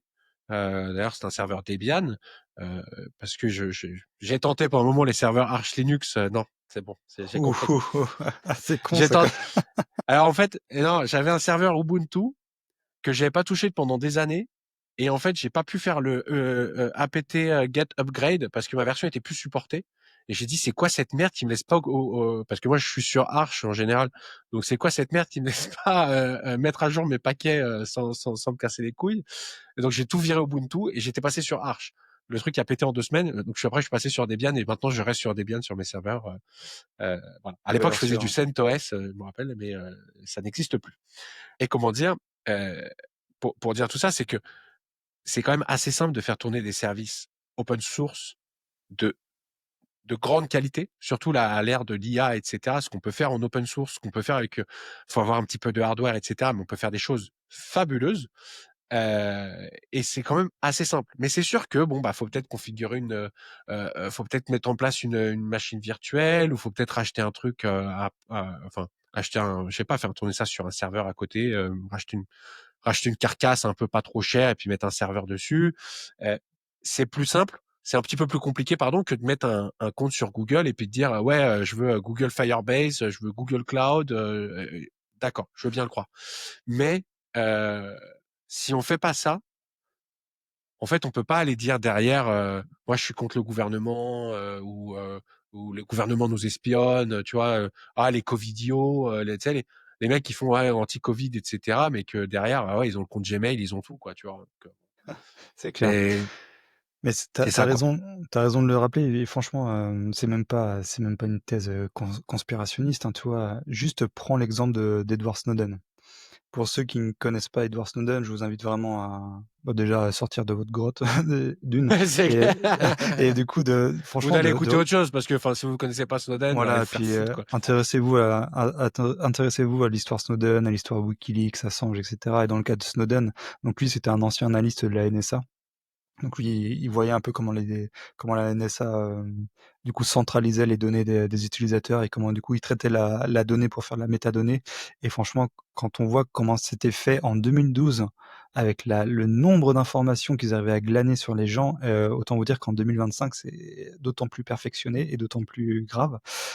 Donc voilà, juste bonne hygiène numérique et éviter les trucs moteurs de recherche Google, tout être sur Google, enfin ce genre de choses, c'est assez évident quoi. Et est-ce que tu as vu toi la dernière vidéo de PewDiePie? C'est le gros Ah, j'ai vu youtubeur. son coming out où il utilise Linux. J'étais Ouais, très ouais, content. ouais, pareil, ben, il utilise Arch et Linux Mint. Et Et il était là, il faisait son Rise et tout sur Linux. Il était très fier. Et moi, je vais dire un truc sur PewDiePie. Je le connaissais pas. Et j'ai commencé à le regarder peut-être il y a 5 6 ans. Je crois que c'était au moment où il était je me rappelle les vidéos, c'était surtout parce qu'il était en train de se faire dépasser comme youtubeur avec le plus d'abonnés par T-Series, des Indiens qui Ouais. postent du caca sur YouTube. Et, euh, et comment dire, je l'avais suivi à cette époque-là, il me faisait un peu marrer. Et puis en fait, j'ai remarqué que ce mec alors il avait une très belle femme, un petit chien. Maintenant il a un gosse. Il est parti au Japon. Il fait chier personne. Et je me suis dit, ce mec-là, il a gagné. C'est-à-dire que Mmh. moi, PewDiePie, pour moi, si tu me demandes, et pourtant, je regardais pas, je regardais des fois ces trucs genre You Love, You Lose, ou des trucs où tu te fais parier et tout ça. C'est Mmh. vraiment du contenu pour passer le temps. Enfin, c'est vraiment pas très intelligent. Mais il est assez drôle, il est très entertainer, etc. Donc, je comprends son succès. Mais ce mec-là, il a gagné à la vie, quoi. Et Mmh. il a de l'argent, il fait du contenu qui apparemment a l'air de l'amuser. Il a une super femme, il a un gamin, il a son chien, il est parti vivre au Japon, il fait chier personne. Et maintenant, il est passé sous Linux. Donc, pour moi, respect éternel à PewDiePie qui a gagné le jeu de la vie. Donc, vas-y, je te laisse Ouais, non, continuer. mais il manque juste à ce qu'il soit bitcoiner et puis ça là, il aurait véritablement tout compris et tout gagné, quoi. Et d'ailleurs, juste petite parenthèse, mais tu beaucoup et énormément de bitcoiners justement qui sont à fond aussi sur ces questions de liberté numérique et tout. Bah, forcément le côté tech, ça parle beaucoup dans cette communauté-là, donc c'est normal aussi que moi ça m'intéresse beaucoup en étant bitcoiner, donc tout à fait normal de faire ce parallèle-là et c'est pour ça qu'aussi que toi tu deviendras un bitcoiner maximaliste sans le savoir bientôt. Voilà. Mais moi, j'ai mis trop d'argent sur des shitcoins pour pouvoir me dire maximaliste, tu vois. Oui, non, mais Je n'ose pas me draper de votre costume et de votre cheval blanc, tu vois ce que je veux dire? Moi, je suis un peasant, tu vois. Moi, j'ai mis du Shiba Inu, j'ai mis du Doge, j'ai perdu, j'ai gagné, j'ai perdu, j'ai gagné. Et voilà, quoi. Je suis trop impur pour vous, mais je vous soutiens évidemment. Enfin, enfin, j'ai acheté à mes neveux, ils ont 12 ans et 11 ans, je crois, ou 12 ans et 10 ans, je me rappelle plus. Je leur ai acheté alors je sais que les gens sont pas fans, mais j'ai acheté du Ledger. Je mmh. leur ai acheté un Ledger chacun, je leur ai donné du Bitcoin, etc. pour commencer un petit peu à montrer. Ils ont pas compris grand chose. Je pense qu'ils auraient préféré des cartes Pokémon, mais bon, je peux me démerder. Mais comment dire, ils reçoivent trop de cadeaux, tu sais, les gamins, donc faut leur faire un truc pour le futur. Et donc voilà quoi. Non, non, pour moi, c'est des questions qui sont très importantes, qui vont sur le thème de la liberté. Ouais. Je suis affolé, mais affolé de voir que des banques en Europe interdisent des gens de faire du business. Je ne savais pas, mais apparemment le gars, tu sais, Bench Cigar, là, Marchand, je me rappelle plus Baptiste Marchand. Parfait. C'est un Marchais, merci. Ouais, je Baptiste crois, ouais. Marchais. Euh, qui est donc le mec, il est au Texas, etc. Et il y a un moment, j'ai posté un tweet pour le défendre en disant, parce on le voit fumer. Alors c'est vrai qu'il a un peu sa dégaine de bouffe, etc. Bon, chacun son truc. Moi, je vais dire, regarde ma gueule, je suis pas non plus je suis pas un modèle, tu vois. Donc en gros, il est sur son Porsche en train de fumer, puis sur son Porsche avec une femme et puis avec un drapeau américain. Et les gens lui disaient, ah, ce faux patriote. Et mec, qu'est-ce que vous voulez venir casser les couilles? Il s'est barré au Texas, il a l'air content, il est fier d'être aux États-Unis, il met un drapeau américain, il fume son cigare. Enfin, je comprenais pas le truc. Et dans les commentaires, il y a des gens qui me disent, mais en plus, ces gens-là veulent qu'il reste en France alors qu'il est interdit bancaire en France, quoi. On lui a fermé son compte bancaire. Ah ouais. Donc, moi, il y a un côté très utilitariste toujours dans ma pensée, parce que je suis quelqu'un d'action. Et quand je me dis, bah ouais, les mecs, ils se font fermer leur compte bancaire, évidemment, déjà, tu te casses. Enfin, forcément, tu vas pas attendre qu'ils te mettent au trou, tu vois. Mais de deux, bah, Bitcoin fixes this, tu vois. Et ça, c'est un Mmh. truc que moi, je comprends dans le Bitcoin, que je comprends dans Monero, que je comprends dans certains use cases. Moi, je me dis, bah oui, oui, oui, tout à fait. Si moi, demain, l'État français vient dire non, Javier Milei France, ça va pas du tout, parce que il a incité les gens à venir en Uruguay, voilà, euh, peut-être qu'on va me faire ça, quoi. Enfin, et c'est très bien qu'on ait des solutions euh, qui Ah permettent oui. bah, justement de pallier à ça, quoi. C'est Ah incroyable. bah totalement, totalement, non mais c'est carrément, quoi et c'est vrai pour Bitcoin, c'est pour son côté neutre et incensurable, ça c'est essentiel et c'est vrai que pour revenir un peu sur le logiciel libre, c'est vrai que tu as ça aussi, quoi. Tu ce côté, bah, voilà, juste de devenir, maître de ta propre donnée, de ce que tu fais, de ce que tu laisses comme trace sur internet, ou de toi sur un OS et je sais que ça, c'est quelque chose aussi qui est important et Je vais te dire un truc, la Ulrich, parce que tu as ouais, dit deux fois tes traces sur Internet, sur la technologie, et je crois que en 2025, notre trace, ce qu'on laisse en virtuel et en offline, en IRL, comme on disait à l'époque, je crois que ce qu'on laisse en ligne c'est beaucoup plus grand que ce qu'on laisse hors ligne. Je crois qu'on est arrivé à un point où comment dire, nos résidus, notre mémoire ou quoi que ce soit, où c'est peut-être à 50-50, quoi, tu vois. Et dans 10 ans, dans 20 ans, ce sera, je pense, 80-20 avec tout ce qu'on laisse en ligne. C'est beaucoup plus important que ce qu'on va laisser hors ligne. Parce que oui, évidemment, Internet, ça permet de communiquer avec des millions de personnes. Moi, chez moi, en plus en Uruguay, t'imagines, des millions de personnes, il n'y en a pas beaucoup. On en a trois, des millions de personnes, donc bon. Euh, et en fait, on communique beaucoup plus, on laisse beaucoup plus de traces sur Internet. Donc c'est très important de savoir qu'est-ce qu'on va laisser, comment on va laisser, et que peut-être tout ne soit pas accessible, quoi. Parce que finalement, Ça, ouais. on est sur des trucs très, enfin voilà. C'est un truc que je voulais dire, parce que tu l'as dit deux trois fois, ta trace en ligne, etc. Et il faut vraiment prendre conscience que notre présence en ligne est beaucoup plus grande que notre présence hors ligne. Mmh. Où finalement, voilà, t'as ta petite famille, ta femme, ton enfant, ton boulot, etc. Mais finalement, ce que tu laisses sur la toile, sur les réseaux, est beaucoup plus grande, quoi. Ouais et en plus, je parle de présence en ligne, mais c'est pas uniquement ce que vous laissez en utilisant, Google Chrome ou, votre navigateur. En fait, c'est absolument tous les services que vous utilisez sur votre machine. Parce que si vous êtes sur Adobe, si vous êtes sur un navigateur, si vous utilisez des applications sur le desktop et cetera, c'est exactement la même chose, quoi. Et je sais que là, dans la prochaine mise à jour de Windows, Windows 11 je crois, justement il y avait une application, alors ça faisait ultra polémique, alors je sais pas si Microsoft ils sont revenus là-dessus ou pas, mais c'était une application en fait qui prenait des snapshots de ton environnement de bureau toutes les 10 secondes je crois, un truc comme ça et heu Tranquille, tranquille. et c'était en fait au cas où il t'arrive une merde, tu sais qu'on sache, où est-ce que tu as planté le truc en fait. Oui, oui, Je oui. Très bien. je sais. Merci, merci Microsoft. Merci les Ouais, gars. alors là, je parle de ça, moi, ça fait plusieurs, semaines, plusieurs mois que j'avais vu cette info-là, donc je n'ai aucune idée, si c'est toujours d'actualité ou pas. Je crois Donc que ça avait est-ce que été rollback parce que ça faisait partie d'une mise à jour avec Copilot, leur truc d'intelligence artificielle, et ça a été rollback. Et ouais, ils ont dit non, non, non, oui, oui, oui, oui, on vous a compris, on vous a entendu.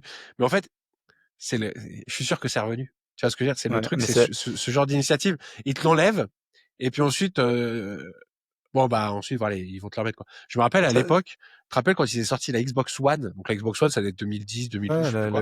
le gros ouais, ouais. Ouais, et il y avait eu le truc de oui, la Xbox One va demander un accès internet pour laisser lancer les jeux, etc. Pour vérifier, en gros, pour vérifier les DRM, etc.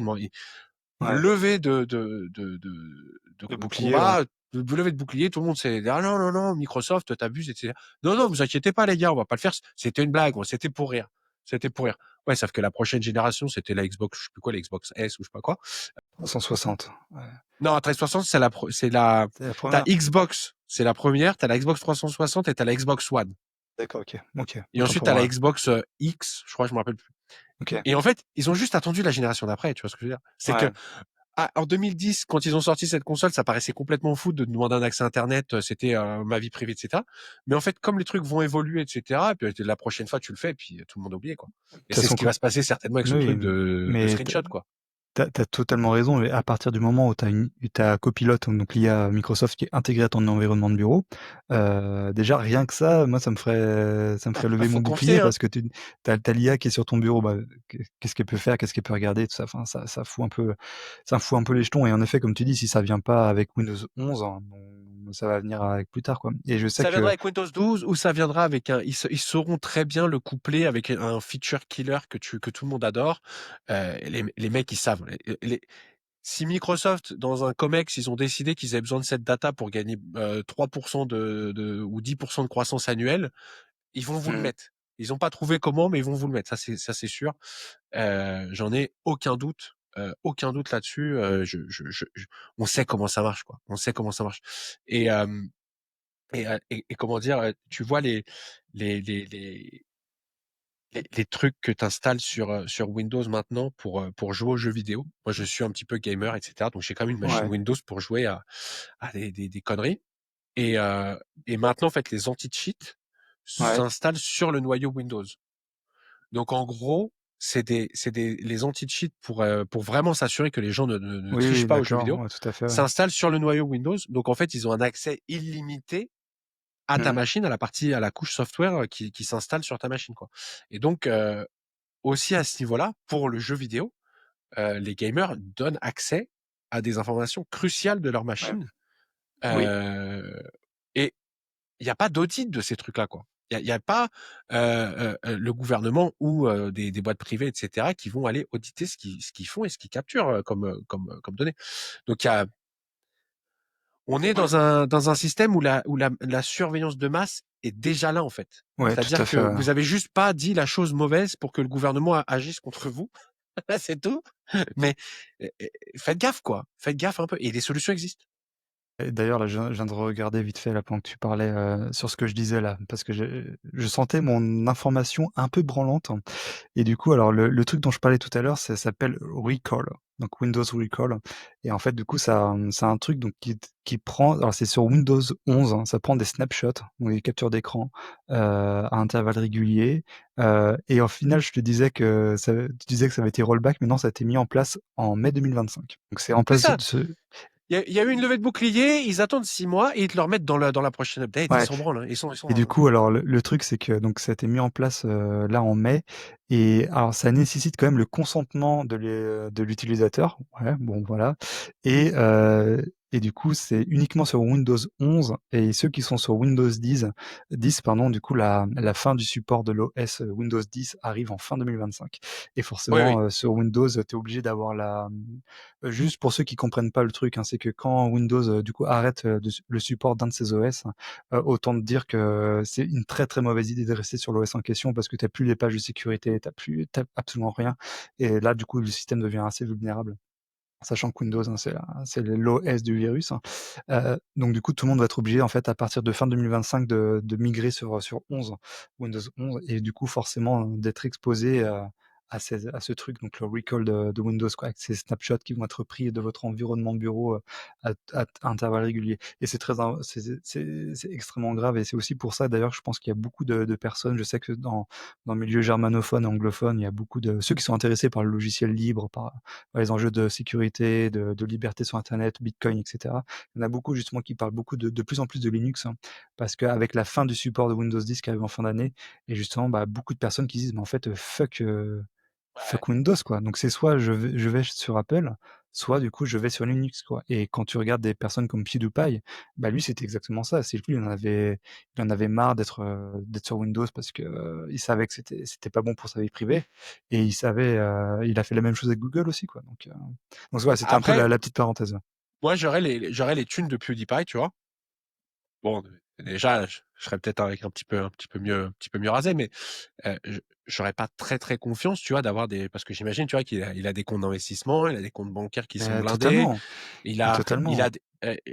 et d'avoir ce genre de système informatique qui peut être leak à n'importe quel moment.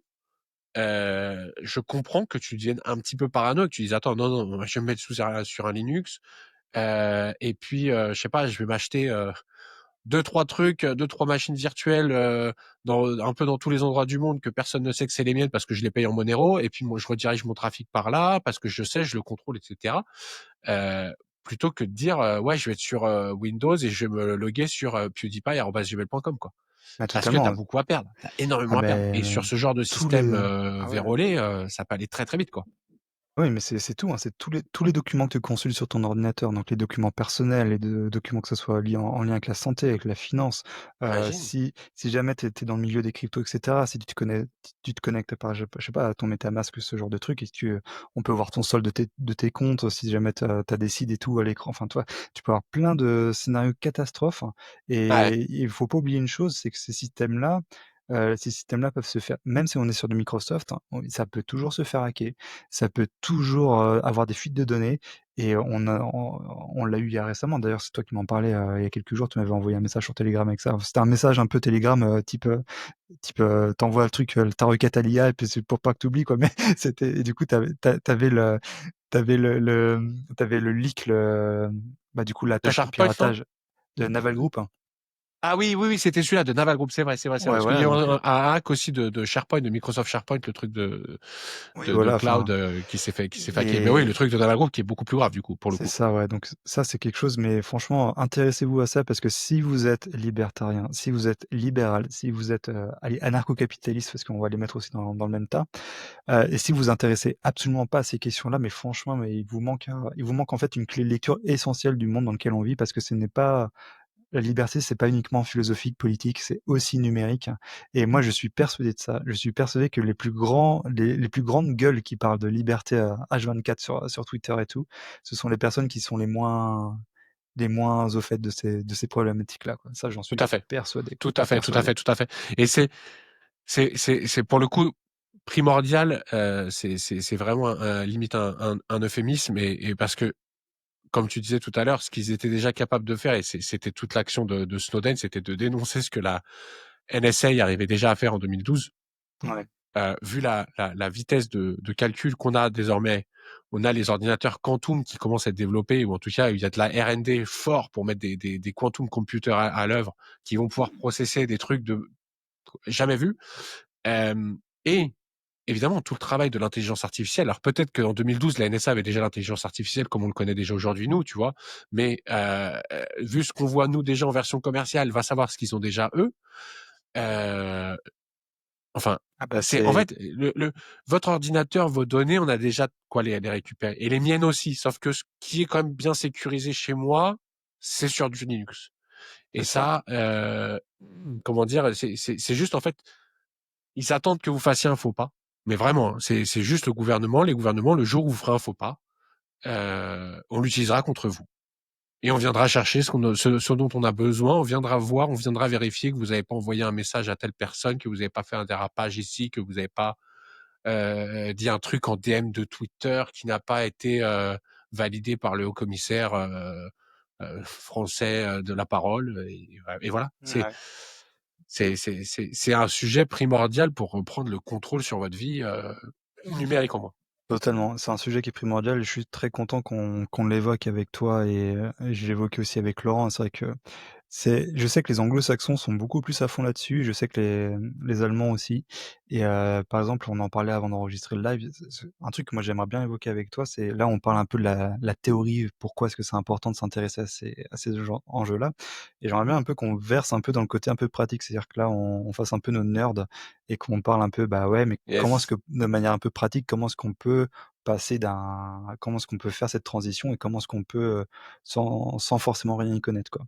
Je sais que les Allemands, ils sont à fond là-dessus, c'est très bien de leur côté. En France, on n'a pas tellement ouais, d'influenceurs, de personnes qui parlent de ça vraiment du point de vue liberté. Parce que les fans de Linux français, c'est surtout, ouais, c'est avoir le bon OS Linux pour jouer sur Steam, toi. Mais grosso mais grosso modo, par exemple, toi, Ravière, si je te pose une question, tu sur Windows, tu utilises Google, heu, c'est quoi la première chose déjà que tu fais? Si tu veux, vraiment La première chose que je fais, alors en termes d'action vraiment pure et dure, si je suis sur une machine que j'utilise plus ou moins professionnellement, que j'ai besoin d'un truc je la laisse tranquille pour l'instant ma machine et je vais m'acheter un ThinkPad à 100 balles ou 200 balles sur le bon coin. Je vais prendre un vieux laptop quoi. Prenez un vieux laptop ou un vieux PC de bureau, hein, c'est pareil, mais moi je prendrais plutôt un laptop parce que c'est quand même plus pratique. C'est pas besoin d'acheter un écran, etc. Quoi. Prenez un vieux laptop à 100, 150 balles.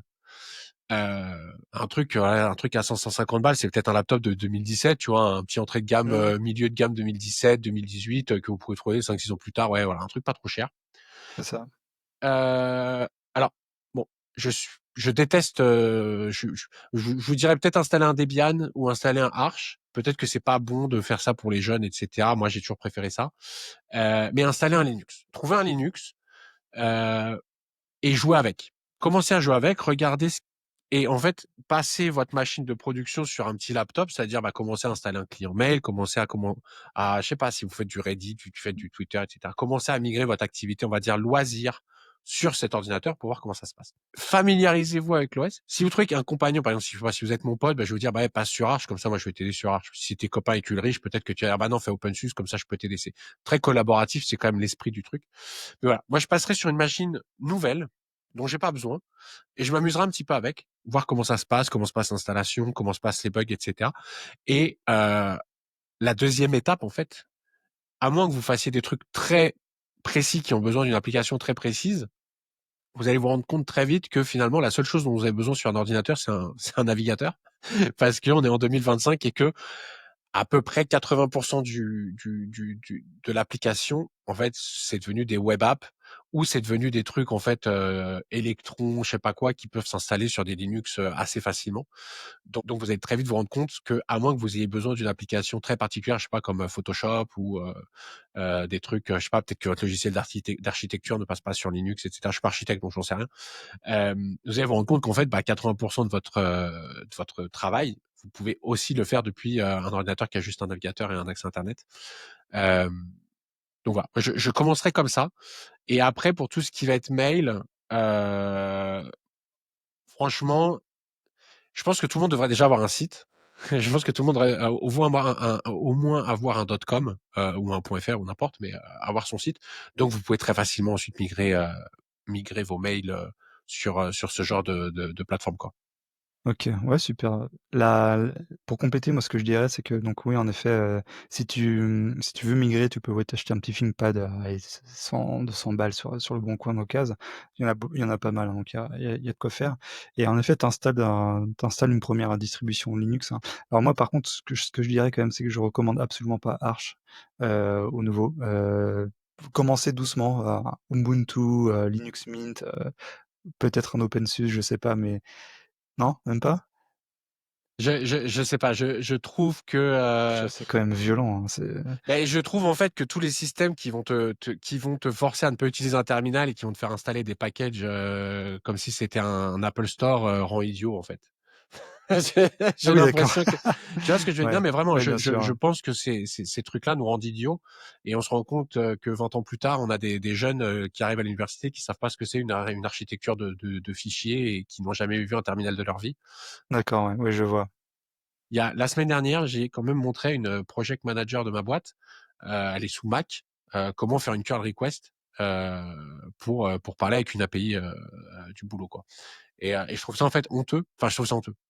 C'est pas personnel par rapport à cette personne, mais je trouve ça assez hallucinant qu'une personne qui est project manager dans une boîte de tech ne sache pas ouvrir un terminal et faire une request curl. Et donc, et c'est une personne qui a 25, 30, 30, 35 ans, je sais pas. Donc voilà, c'est assez pour moi, voilà, ces trucs genre Ubuntu, etc., qui veulent faciliter tout. Mmh. Euh, c'est pas assez drôle en fait. C'est pas assez. OK. Mais bon, c'est peut-être une première étape qui est nécessaire. Peut-être que je Ouais, vais un petit peu trop vite. après bon, là, l'avantage de Linux, c'est que tu peux changer assez facilement aussi de distrib, hein, mais au moins commencer, ouais, par peut-être un Linux Mint, peut-être un OpenSUSE parce que tu as un peu l'alliance des 2, quoi. Tu peux faire du terminal Mhm. et tu as aussi le J'ai ouais. jamais utilisé OpenSUSE. Par contre, un truc que je dirais, qui est très important, et ça c'est un truc que souvent les gens vont vous dire si vous commencez Linux, restez sur votre distribution. Ne faites pas ce qu'on appelle le distro hopping, que vous Ah passez de putain, passer d'une distribution à l'autre, parce que moi je l'ai fait aussi. ah pareil. Tout le monde le fait. Tout le monde le fait, mais Mmh. tout le monde va vous dire de pas le faire. Vous allez quand même le faire, mais je vous dis de pas le faire. Ça fait partie ça Ouais, fait c'est partie ça. de l'initiation, mais ouais, restez Ouais, sur un c'est système ouais. et apprivoisez-le un petit peu. C'est voilà, C'est ça, apprivoisez-le. ce qu'on appelle le distro hopping, donc c'est le saut de puce de distribution en distribution pour tester les trucs et tout. Puis au final, ouais, c'est comme tu dis en fait, choisissez une distrib et parce qu'en final, ça reste du Linux quoi, donc de base, donc bon, ça change pas grand chose. Moi, je sais que j'avais commencé alors attends, moi si je reprends, j'avais commencé sur Linux Mint, après je suis allé sur Arch. J'ai testé, Fedora aussi, certainement oui, Fedora, et au final après j'ai testé OpenSUSE. OpenSUSE, du coup, l'intégration KDE était vraiment super bien. Enfin, tu avais tous les snapshots, enfin les snappers, tout ça. Enfin, du Ouais, coup, je ouais. me suis dit bon, OpenSUSE, franchement, c'est propre. Bon, je reste là. Et au final, je suis toujours dessus et ça, j'ai jamais eu de merde avec le truc. Donc, ça peut être, D'accord. c'est une distro qui est stable, hein, super stable, et pourtant qui est ce qu'on appelle une rolling distro. Donc, c'est-à-dire qu'elle elle est sans cesse mise à jour avec les dernières choses qui viennent de sortir, ce qui est absolument pas le cas sur Mint ou Ubuntu, où là, certaines mises à jour vont mettre des fois enfin 6 mois, 1 an, 2 ans à être déployées sur les rolling distros comme Arch ou OpenSUSE. Du coup, dès que c'est publié, dès que c'est stabilisé, c'est envoyé, c'est téléchargeable, Et applicable, ça donc c'est marche très bien. bien. Franchement, Ça marche très c'est bien, ouais. pas. Moi, j'avais utilisé Arch il y a peut-être 10 ans de ça. Je m'étais cassé les pieds. Ah ouais. Je m'étais cassé les dents, je m'étais cassé tout. Et là, ça doit faire ma machine du bureau, ça doit faire celui-là, je l'ai reçu il y a au moins 2 ans et demi, je dirais, ce laptop peut-être, ouais, 2 ans et demi. Il est sur du Arch et voilà, quoi. Ah ouais, mais après Ça quand marche quand très tu bien. connais quand tu connais ta distrib, c'est en vrai, c'est génial. Moi, c'est maintenant OpenSUSE, je connais ça en long, en large, en travers. enfin voilà, ça marche nickel, quoi. Et alors ça, c'est la première chose. Donc en effet, donc tu prends un petit PC, qui te coûte pas cher, ou tu prends d'ailleurs ton PC actuel et tu fais une partition, hein, de ton disque dur Je pour avoir recommanderais pas. Je ouais. recommanderais pas, Ah d'ailleurs, alors oui, c ouais, oui, oui. Vas-y, parce vas-y. que on peut faire un dual boot, c'est clair. Il y a pas de souci, on peut faire un dual boot. Le seul problème, c'est que Windows déjà, il aime pas ça. Donc C'est vrai, c'est ce que Windows, j'allais dire, mmh. n'est pas fan de partager. Windows Une des il aime raisons de pas trop plus ça. de se casser de Windows, voilà. Exactement. Windows, il est pas fan de partager, et je sais que, on peut avoir des soucis et l'installation peut être aussi un petit peu plus chiante. C'est-à-dire que si par exemple vous avez, alors après c'est vrai qu'avec l'IA maintenant c'est assez simple de récupérer les trucs, mais en gros si vous avez un problème avec que votre Windows ne démarre plus, que vous remettez le CD Windows ou l'appli, enfin l'image Windows pour réparer, il va vous écraser tout le boot et en fait bah, votre Linux il existera physiquement sur votre disque, mais au boot vous aurez aucun moyen d'y retourner. Donc il faudra faire des manips etc. Bon, c'est pour ça que je recommande pas vraiment un truc. Je préfère avoir un truc sur un hardware dédié. Parce qu'il y a des gens qui disent aussi de faire de la VM, mais je préfère aussi avoir ça sur du hardware dédié. Donc je dis, prenez prenez un truc à 100, 150 balles, un truc qui a 4 gigas de RAM au moins, quoi. Un truc à 4 gigas de RAM, qui a au moins 4 corps, et ça n'a pas besoin d'être un super écran, etc. Et c'est pour ça que je recommande un petit peu de faire ça. Ouais, c'est ça. Bah, en plus, quand comme tu dis, 4 gigas de RAM, c'est suffisant pour du Linux, hein, sachant que c'est même plus suffisant pour du Windows. Donc si jamais vous avez des vieux PC, des vieux laptops, hein, des vieux PC portables qui traînent et que vous trouvez que ça rame, c'est chiant, machin, bah, passez-les sur Linux. Parce que vous verrez en fait que le problème ne vient pas forcément du PC, mais que le problème C'est vient ça. peut-être de l'OS, quoi. Donc si vous avez moi je sais que j'avais un vieux, ordinateur portable qui traînait, qui date de, je sais plus, de 2016, et du coup j'ai repassé vite fait sur, c'était, bah, je crois que c'était, Mint XCFE? Ouais, c'est ça. Et XFCE, ouais, c'est ça, je crois que c'est. excuse-moi, ouais, je confonds les lettres, et au final, le machin, il est reborn, quoi, ressuscité. Non, c'est ça, c'est des trucs qui sont, comment dire? Moi, j'avais fait le test.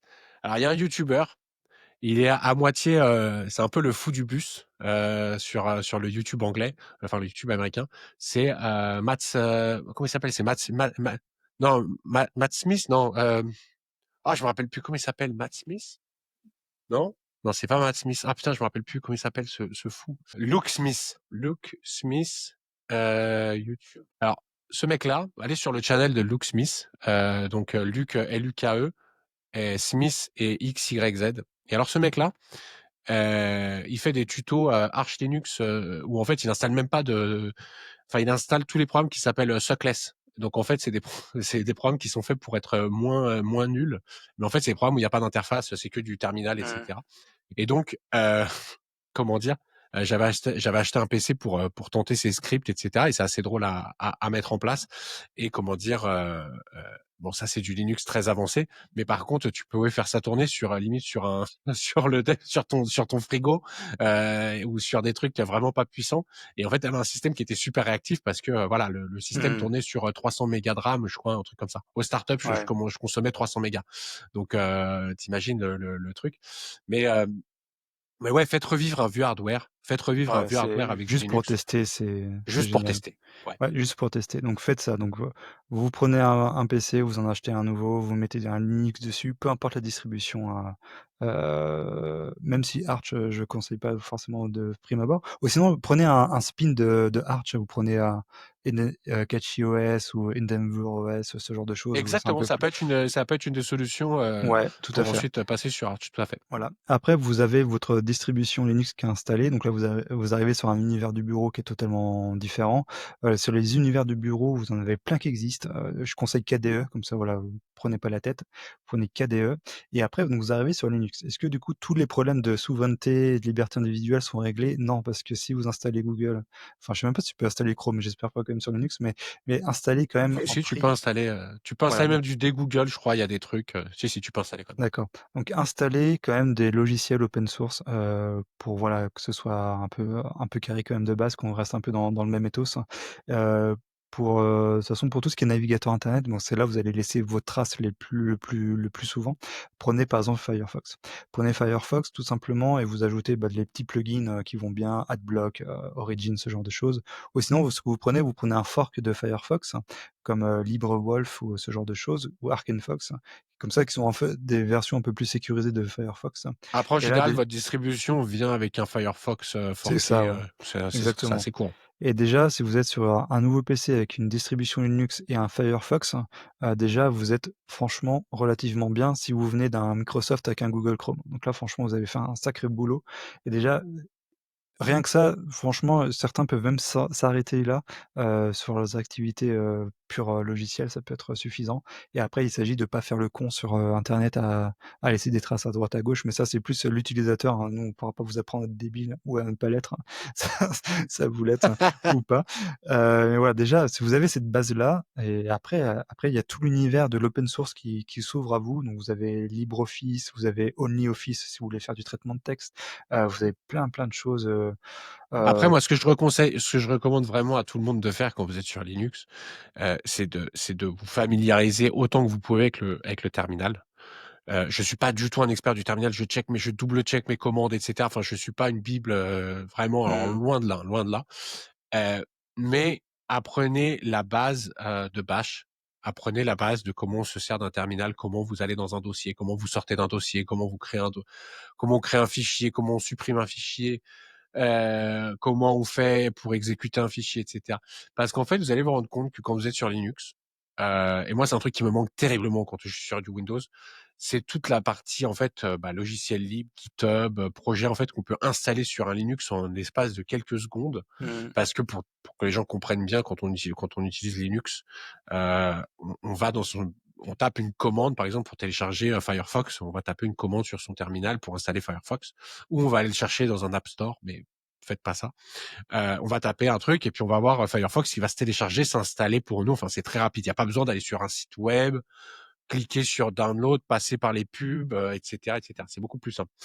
Et en fait, il y a beaucoup aussi de trucs de GitHub que vous pouvez installer directement depuis la ligne de commande, ou que vous pouvez installer. On peut le faire aussi sur Windows, hein. On peut installer Python sur Windows et puis lancer des projets Python sur Windows. C'est juste beaucoup plus chiant en fait, parce qu'il faut aller se balader sur plein de trucs, faire 10 000 clics, au lieu de faire tout ça en quelques lignes de commande. Mais voilà, familiarisez-vous avec le terminal. Je trouve que c'est Il le y truc le a plus important que vous allez apprendre, c'est le terminal. Ouais, c'est ça, c'est sympa à apprendre. Il y a le côté aussi, tu te prends pour un petit hacker quand tu fais ça, donc c'est toujours sympa ça.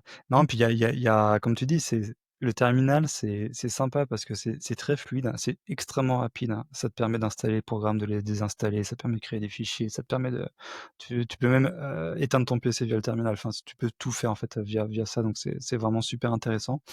Et ça te permet aussi, voilà, de découvrir tout un univers différent. Ça te permet, voilà, de plonger dans le monde de l'open source et de comprendre aussi comment ton PC fonctionne, quoi. C'est assez génial, quoi. Et vous verrez de toute façon, si vous vous intéressez à ça, si vous faites l'effort de lancer un Linux sur une machine, bah, vous verrez que ça vient très, très vite, hein, parce que forcément les commandes, elles sont un peu répétitives, hein. Donc c'est toujours le même truc, un sudo machin tac tac et puis, install, désinstalle, update ou, enfin c'est relativement simple, quoi. Après si jamais ça vous branche pas, il y a toujours l'option d'avoir, oui, il peut y avoir des app stores et cetera. Selon certaines distributions, ça peut toujours être possible, mais Et c'est n'hésitez très simple, pas à c'est très simple. Franchement, ouais, n'hésitez pas à faire les ça a 2, été quoi. rendu très simple, ouais. Ouais Et et la après, ah pardon, vas-y, je te laisse, Ah non, excuse-moi. non, bah, non, puis j'ai envie de dire aujourd'hui, c'est d'autant plus simple que vous avez l'IA qui est disponible, quoi. Vous allez sur une IA qui est un peu ouais, vous allez sur n'importe quelle IA, vous dites: «Bah, tiens, je suis sur telle distribution, je veux installer tel logiciel». Tu envoies ça à l'IA te sort la ligne de commande et puis voilà, c'est plié, quoi.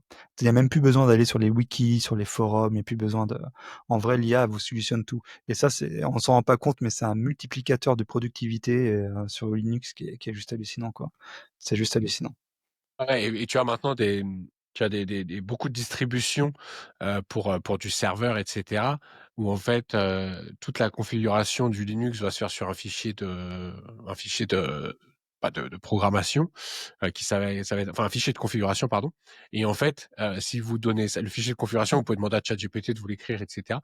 Et en fait, ça vous permet si vous voulez, en quelques minutes, mais vraiment en quelques minutes, de shipper, heu une image de Linux que vous allez pouvoir installer sur toutes vos machines de production en l'espace de quelques minutes, et quand vous allez l'installer, bah, le Linux, il aura déjà tout préprogrammé pour votre environnement de travail, et cetera. Enfin, il y a plein de trucs comme ça qu'on peut faire sur Linux. Et c'est pour ça d'ailleurs que sur tout ce qui est serveur, en fait, on est sur du Linux.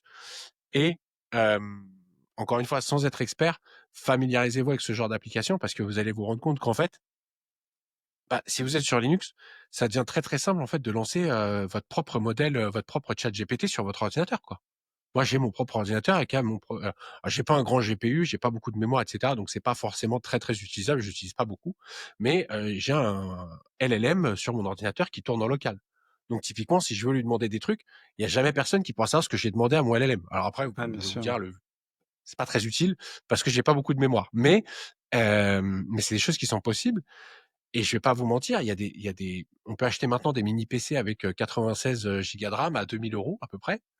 Heu c'est beaucoup 2 000 €, mais ça reste un truc quand même assez abordable pour, ce qu'on peut en faire derrière. C'est-à-dire faire tourner son propre, serveur d'imagerie, son propre logiciel.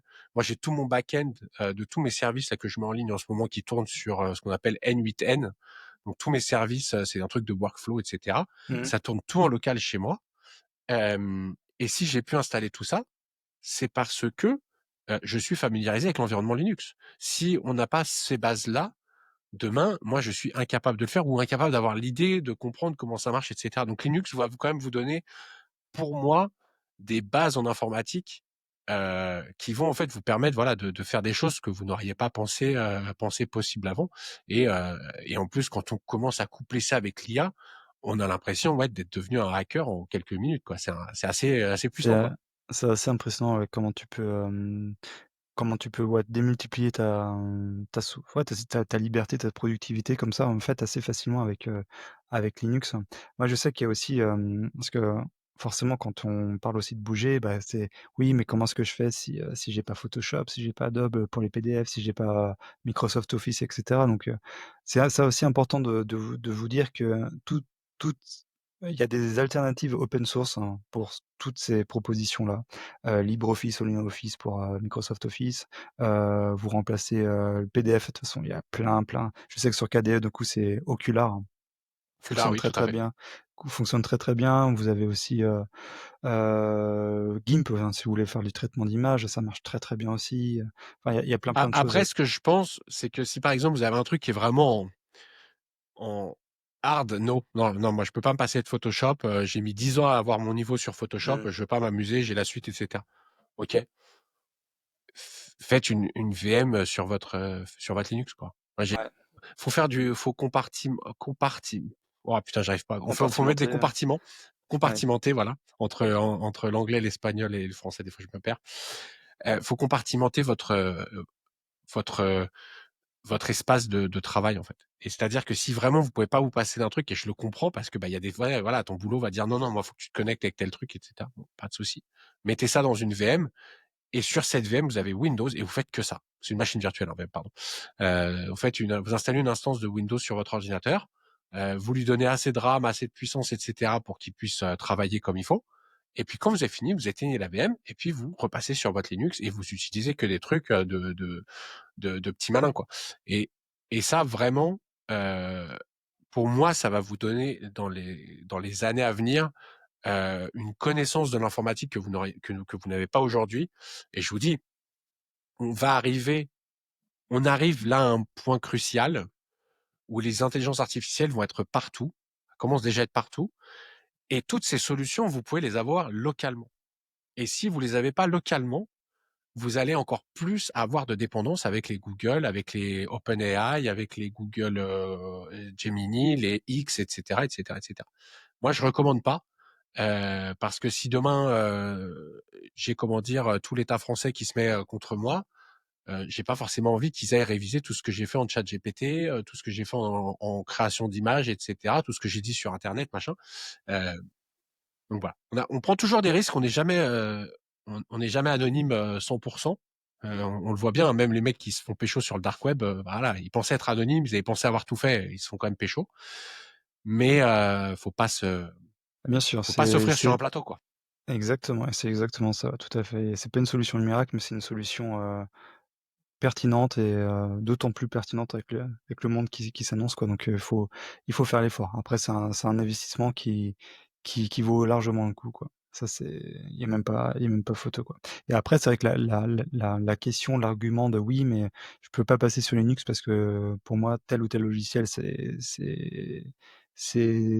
enfin, c'est important», tu vois? Mais c'est de moins en moins vrai avec la présence maintenant sur internet de plein de suites, enfin, voilà, quoi. Enfin, je veux dire, maintenant, il y a plus tellement d'arguments, quoi. C'est les logiciels que vous utilisez sur Mac ou sur Microsoft, vous les retrouvez sur Linux. C'est différent, faut réapprendre des choses et cetera, mais c'est tout à fait possible et en effet, vous pouvez, passer par Wine ou une machine virtuelle comme ça pour, réaccéder à Windows et c'est tout à fait possible aussi, quoi. Il y avait aussi une chose, moi, que je voulais évoquer avec toi, Ravir, c'est que là, on parle Linux depuis un petit moment et c'est vrai que ça, c'est pour l'univers, on va dire, de desktop, donc PC. Mais il y a aussi maintenant, une chose qui nous quitte jamais, c'est les smartphones.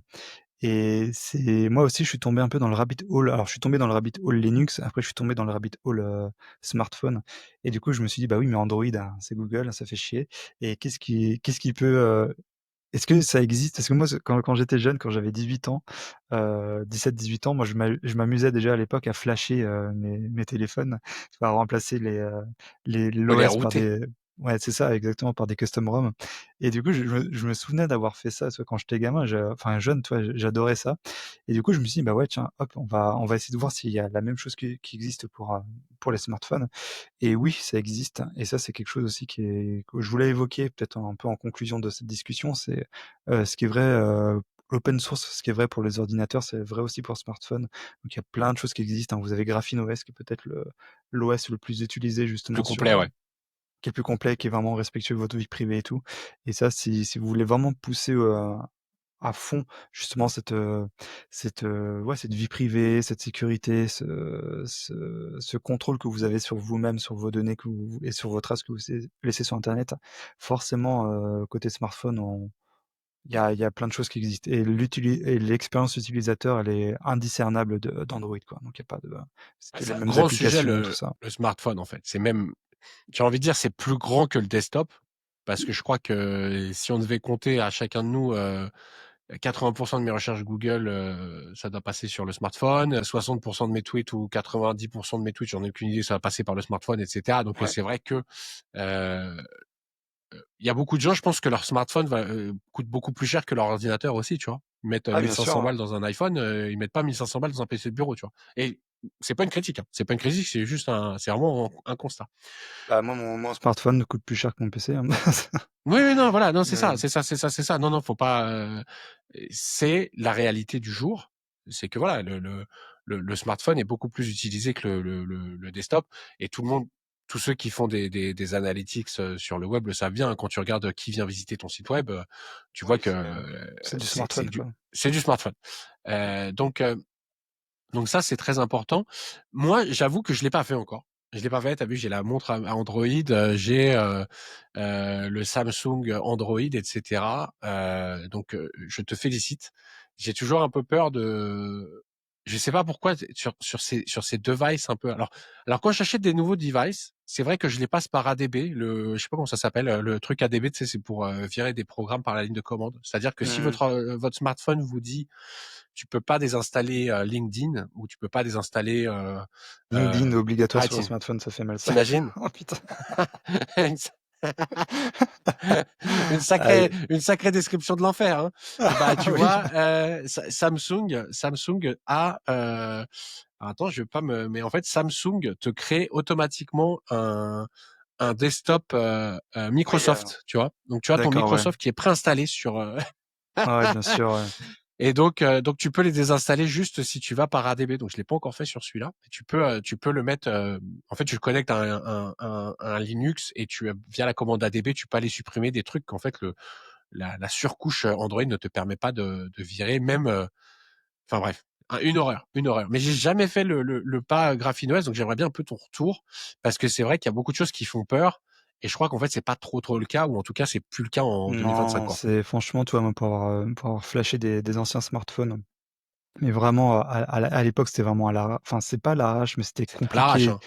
Ouais, c'était à l'arrache, c'était compliqué, c'était enfin, vas-y, en plus, tu avais toujours si tu le faisais mal, en Tu fait, briquais. tu briquais ton téléphone, donc là, il était mort de chez mort. Et donc là, GrapheneOS, franchement, c'est d'une facilité, c'est déconcertant. Tu connectes ton téléphone au site de GrapheneOS, et il te flash le truc pour toi. Et ça se fait automatiquement, c'est assez en 5 minutes, c'est fait, quoi. Et c'est très, très simple. Et GrapheneOS, bah, du coup, ça se base sur Android. Donc c'est un univers, en fait, l'univers smartphone, il est, je sais pas si je peux montrer là vite fait, bon, je vais peut-être pas trop montrer, mais grosso modo, c'est un Android, quoi. Tu retrouves toutes les applications, tu peux télécharger tout du Google App Store. Et GrapheneOS va te proposer des alternatives open source et sécurisées. Et la manière dont fonctionne GrapheneOS, en fait, c'est qu'il va compartimenter les applications en isolant l'application sur ce qu'elle peut faire. C'est-à-dire que elle peut couper les liens qu'elle peut avoir avec les autres services Google, elle peut couper les liens avec le network, avec aussi toutes les données, enfin toutes les fonctionnalités du téléphone. Et en fait, tu peux comme ça couper des applications. Par exemple, tu vois, si tu utilises le clavier Gboard Google, en fait, tu peux couper l'application d'internet et tout, comme ça, tu es sûr que tout ce que tu tapes, c'est pas envoyé sur un réseau. D'accord. Et D'accord, franchement, d'accord, d'accord, d'accord. c'est vraiment bien pensé, c'est super simple d'utilisation. Franchement, c'est vraiment génial. Le seul truc qui est un peu limitant quand même sur GrapheneOS, c'est que vu que c'est un, et c'est ça qui est assez ironique, hein, vu qu'on est sur un OS qui repart d'Android pour vraiment le remodifier et couper tous les trucs un peu à la con, mais en fait, tu es un peu obligé d'utiliser un Google Pixel. Donc c'est un Ouais, téléphone c'est Google. ça, c'est que la liste des téléphones compatibles, elle est assez réduite, pour C'est le moment, ça, quoi. ouais. C'est ça. Donc c'est vraiment, t'as une liste vraiment réduite qui est compatible avec GrapheneOS, et t'es obligé en fait de partir d'une base de téléphone Google pour justement dégoogliser le téléphone. Donc c'est un peu D'accord. contre-intuitif, mais en fait c'est totalement logique, quoi. Si jamais c'est la meilleure manière que tu as de compartimenter les applications Google, et pour qu'il y ait absolument rien qui fuite. Donc ça c'est voilà, t'es un Ça, peu c'est une obligé approche qui est très importante parce que, je sais pas si tu te rappelles, en tout cas, moi, je me rappelle, il y a un moment donné où les gens s'étaient rendus compte qu'en fait, quand ils désinstallaient Facebook de leur téléphone, ils récupéraient de la batterie. Et pourquoi ça? Eh bien, parce que Facebook venait en fait espionner toutes les apps de votre téléphone pour voir comment est-ce que vous comment, ouais. foutiez sur votre ordinateur, en gros. C'est Et ça, donc, qu'est-ce ouais. qui se passe? Il y avait Facebook qui venait taper à la porte tout le temps, et puis qui faisait que d'envoyer des données en Ouais, fond c'est d'écran, ça. qui envoyait des données sur les serveurs Facebook, etc. Donc, en fait, de le retirer, ça faisait votre téléphone, il avait moins de travail à faire, quoi. Ouais, Parce que c'est ça. justement, les apps ne sont pas compartimentalisées dans le sens où en fait, vous avez, je sais pas, vous avez Instagram et je sais pas, vous avez Snapchat. Et ben, vous avez Instagram et Snapchat qui certainement entre eux s'espionnent pour voir ce que vous faites, etc. Donc, ça crée du Ouais, trafic, ça crée de la puissance de calcul en moins, etc. Et donc, donc c'est très important, ça, la partie ouais, de compartimentaliser toutes les ouais, applications entre elles pour être sûr que, voilà, ouais. j'utilise tel truc, mais ça parle pas avec mon application autre, quoi. C'est ça. Et sinon, t'as d'autres applications enfin, franchement, GrapheneOS, c'est vraiment génial parce que t'as même donc t'as l'App Store qui est compartimentalisé, donc du coup, qui va pas pouvoir espionner sur les autres trucs du téléphone. Mais t'as aussi des App Store anonymes. Donc, je sais pas si ça se voit et tout. T'as Aurora Store, par exemple, qui te permet D'accord? en fait, de te connecter à un Google App Store sans te connecter à un compte Gmail. Donc, en fait, tu peux télécharger des applis sans que Google sache que c'est des applis que tu as téléchargées depuis ton compte, hein. Donc ça, c'est super important. Enfin, franchement, GrapheneOS, si tu as un peu l'éthos hygiène numérique PC, bah, en fait, la suite logique, c'est de le porter Sur le téléphone, quoi. sur le téléphone. Et franchement, ça marche super bien. Après, il y a GrapheneOS, mais il n'y a pas que ça. Il y a aussi LynxOS, il y a plein de solutions alternatives. Et je suis sûr que si t'as un téléphone Samsung, tu dois avoir des custom ROM qui existent pour justement enlever toutes ces merdes. Après, Ouais. je sais que malheureusement, de plus en plus, et c'est ça aussi, c'est un peu, les fabricants, c'est un peu des enculés par rapport à ça, c'est que de plus en plus, en fait, ils vont faire en sorte que si jamais tu flashes ton téléphone, en fait, tu récupères pas toute la mémoire ou pas tout le stockage interne. Et je sais que Samsung, ils ont un peu cette réputation justement de tout faire pour que si jamais tu flashes sur ce téléphone, bah, tu l'as un peu dans l'os, quoi. Donc, D'accord, OK. et Ouais, c'est mais c'est pour ça que c'est une, et c'est pour ça, pour en revenir un petit peu, pour peut-être, que, tu vois, la boucle soit bouclée, ouais, c'est ça qui est vraiment dommage, c'est qu'en fait, quand on a des gouvernements européens qui sont feignants et qui ne se posent pas la question de la souveraineté digitale, etc., et qui vont mettre du Microsoft partout, et ben on développe pas des solutions open source qui peuvent ensuite rivaliser. Et en fait, on est vraiment à la merci de grands constructeurs comme ouais, comme Samsung, etc., qui font n'importe quoi. Ouais, Et finalement, on est quatre mecs dans un garage à utiliser ce genre de produit. Alors il y en a quand même beaucoup qui utilisent ce genre de produit, mais ça reste trop limité pour en fait avoir un quelconque impact pour leur dire les gars, laissez-nous un peu le contrôle. Vous nous vendez le hardware, c'est bien, mais laissez-nous le contrôle sur le soft. Et mmh, c'est malheureusement c'est pas le cas. Et c'est voilà, c'est très très dommage. Et je sais que comment dire, il y a des solutions aussi Linux qui sont en train d'être développées, genre des téléphones qui vont tourner avec Ubuntu ou des tablettes oui, bah, Ubuntu, oui, mais etc. maintenant les ouais, Donc il y a quand même des trucs qui vont naître. Hein. bah, Il y a toujours de totalement, hein, l'espoir. Mais on n'en ça est pas sera encore là, quoi. J'ai vu des ouais, vidéos, j'ai vu des tests, etc. C'est encore super, super rudimentaire. Donc, pour remplacer un smartphone au jour le jour, pour moi, c'est pas encore là. Ils sont pas encore prêts, mais c'est quelque chose qui est dans très, très peu de temps. Et on pourra très certainement avoir voilà, une tablette qui tournera sur, je sais pas, Debian, Ubuntu ou quoi que ce soit, et qui sera, voilà, ce sera plus du iOS, ce sera plus du Android, ce sera un Linux mmh complet. mh. Ouais, et puis ça, voilà, dites-vous juste une chose, c'est que le marché trouvera toujours une solution, quoi. Et il y a des solutions qui sont déjà existantes et franchement, intéressez-vous à ça parce que c'était tout le sujet de la discussion avec Ravia là, c'était, plonger un peu dans un sujet dont on parle malheureusement pas assez dans les milieux un peu libertariens et c'est des sujets qui sont ouais, on en parle en fait, c'est même pas que c'est écarté, c'est que c'est totalement absent, quoi et c'est Oui, domm oui, c'est ça. Je trouve que c'est des trucs dont on ne parle pas assez. Et pour moi, c'est vraiment métapolitique bah oui, mais parce que voilà, totalement. tu l'as dit au début, c'est se prendre en main le libéralisme, c'est se prendre en main, c'est savoir qu'on est la solution, qu'on est le problème et la solution, et comment dire notre identité digitale. Il faut vraiment faire attention à tout ce qu'on fait, quoi.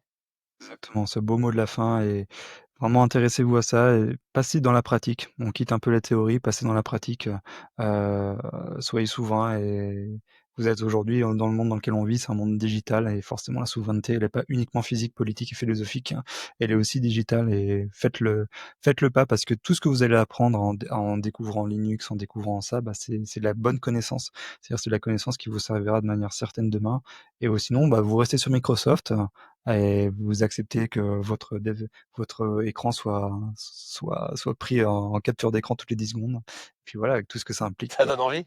Ça donne Voilà. envie. Si je peux avoir le mot de la fin, Ulrich. Vas-y. Au moins un mot de la fin, après tu peux en refaire un derrière, évidemment. Pour ceux qui sont intéressés par ce genre de truc, eh ben, écoutez, n'hésitez pas à m'envoyer un MP sur un DM là sur Twitter, etc. Je me ferai un plaisir de vous guider dans les premiers pas Linux, etc. C'est une passion que j'ai. Donc voilà, si jamais ça vous a donné envie de tester, pourquoi pas, bah, n'hésitez pas à venir en privé, et je pourrais vous expliquer un petit peu comment ça marche, ou si vous avez juste envie de partager votre install et que vous êtes fier d'avoir installé le truc, et bah écoutez, envoyez-moi une photo, et ça me fera énormément plaisir. C'est quelque chose que je fais en Uruguay. J'ai toujours une publication en ligne pour dire si les gens ont besoin d'installer un Linux, etc. sur une vieille machine, je le fais gratuitement. Mmh. Donc voilà, n'hésitez surtout pas si c'est quelque chose qui vous tente. Je me ferai un plaisir de vous donner un coup de main et de vous aider. Voilà. Bah, très beau mot de la fin, puis, bah, j'ai envie de dire la même chose, quoi. Si vous avez des questions sur ça, c'est vrai que nous, on parle souvent de politique avec Ravière, moi, je parle souvent de Bitcoin, d'économie autrichienne, de libéralisme et tout. Mais du coup, on est aussi, calés sur ce sujet-là. Ça peut surprendre, mais oui, mais moi, ça me surprend pas tellement que voilà. Mais, c'est aussi des connaissances qu'on a et de toute façon, si vous nous suivez, vous savez très bien que nous, on aime bien partager. Donc c'est un plaisir aussi qu'on aura de partager là-dessus, quoi. Donc vous pouvez, demander sur X, vous pouvez aussi demander moi je sais que j'ai un petit groupe Signal maintenant, le café viennois. Vous pouvez directement demander là-dessus aussi, sur Telegram, enfin il y a pas de souci, quoi. Et bah, en tout cas, un grand merci à toi Ravière parce que c'est un sujet qui nous botte tous les 2. C'est un sujet qui est très important, peut-être qu'on s'en refera un épisode là-dessus parce ça sera toujours d'actualité. Ça je pense que quoi qu'il C'est arrive, clair, c'est ça sera clair. toujours d'actualité et bah, écoute, il va me rester à te remercier, d'avoir fait ce second épisode avec moi et puis, bah, je te dis, très certainement à une prochaine. Merci à toi pour l'invitation, et puis bah à la prochaine. Merci à tous. Salut.